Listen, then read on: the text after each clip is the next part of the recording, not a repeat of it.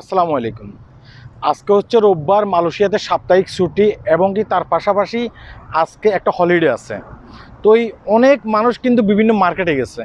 তো তারই সুবাদে আমি একটা মার্কেটে গেছি, আজকে আমার ছুটি, সেখানে হয়তো একটু কেনাকাটা করবো আর কি, এই ধরনের চিন্তাভাবনা করে মার্কেটে গেছি। মার্কেটে যাওয়ার পরে সেখানে আমি দেখলাম যে আমাদের বাংলাদেশি একজন ব্যক্তি, সম্ভবত তার বয়স 25 থেকে 26 বছর হবে। কেন বলতেছি তার বয়স 25 থেকে 26 বছর হবে, ভিডিওটি দেখলে বুঝতে পারবেন। তো তার সাথে আরও কিছু বাংলাদেশিরা আছে। এখন আরও যে বাংলাদেশিরা আছে, সে বাংলাদেশিদেরকে এই যে 26 বছর বয়সের এই ছেলেটা দিক নির্দেশনা দিচ্ছে, হেই তুমি এটা কিনতে পারবে না, তুমি এটা কিনো, এটা কিনতে পারবে না, ওইটা কিনো। অর্থাৎ একটা মার্কেটে নিয়ে গেছে।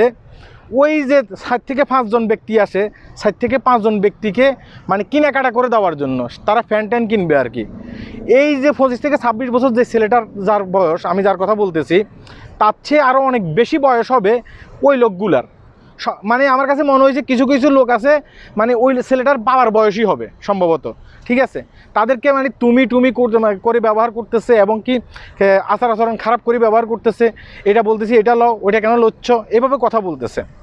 পরবর্তীতে আমার কাছে একটা কৌতূহল জমলো আর কি। আমার চিন্তা ভাবনা হয়েছে যে কেন এভাবে মানে এই লোকগুলাকে এই ছেলেটা শাসাচ্ছে।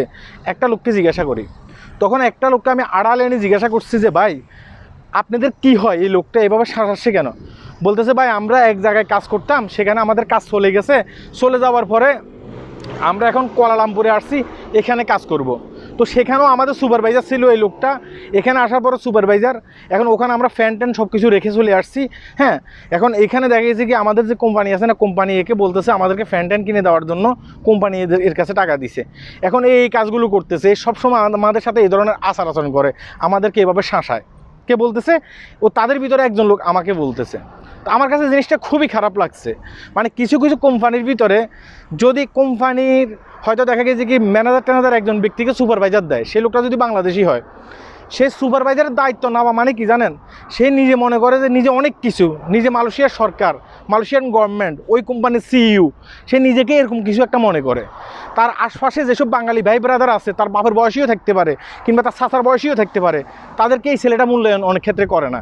তুই করি ব্যবহার করে, তুমি করে ব্যবহার করে। হ্যাঁ, তখন ওই লোকটার মানে নির্যাতনের কারণে অনেক ক্ষেত্রে এইসব বাংলাদেশিরা অবৈধ হয়ে যায়।